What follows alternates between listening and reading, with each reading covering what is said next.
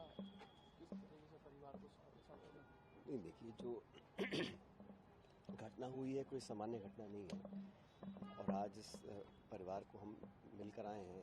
एक 32 साल के नौजवान को उन्होंने खोया है और ये जो पूरा वाक़या हुआ है इसका तो मुंह तोड़ जवाब देना ही पड़ेगा, क्योंकि ये कोई आम आतंकी घटना नहीं है।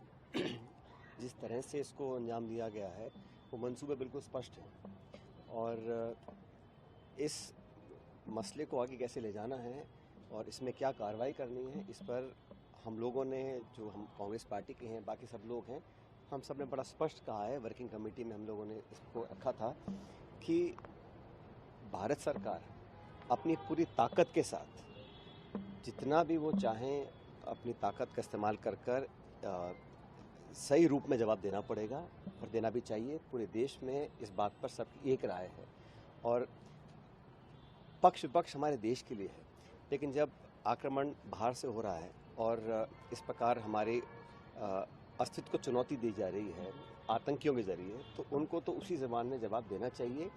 अब मुझे याद है इस प्रकार जब भारत की संसद पर आक्रमण किया था उस समय वाजपेयी जी प्रधानमंत्री थे और सोनिया गांधी जी नेता प्रतिपक्ष थे। उन्होंने सदन में खड़ा होकर कहा था, सोनिया गांधी जी ने, कि हम पूरा विपक्ष, पूरा देश सरकार के साथ हैं पाकिस्तान को मुंहतोड़ जवाब देने के लिए। और मैं समझता हूँ वही हम लोगों ने दोबारा दोहराया है कि एक बार दोबारा वो चुनौती सामने आई है।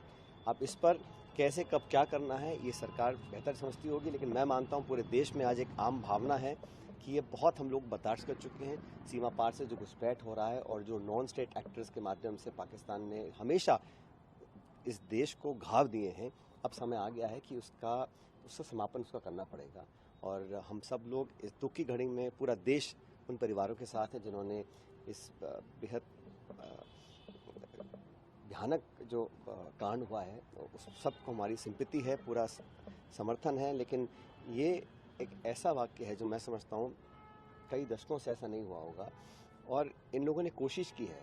ये चाहते हैं कि देश में दरार फैले मज़हब के नाम पर, धर्म के नाम पर, और यही उनके मंसूबे हैं आतंकियों की। और सीमा पार के जो लोग हैं वो चाहते हैं, हमें तो उनको मुंहतोड़ जवाब देना पड़ेगा। और इस संकल्प के लिए पूरा देश, सभी पॉलिटिकल पार्टीज, पूरा मुल्क, हर व्यक्ति, 140 करोड़ लोग एकजुट हैं।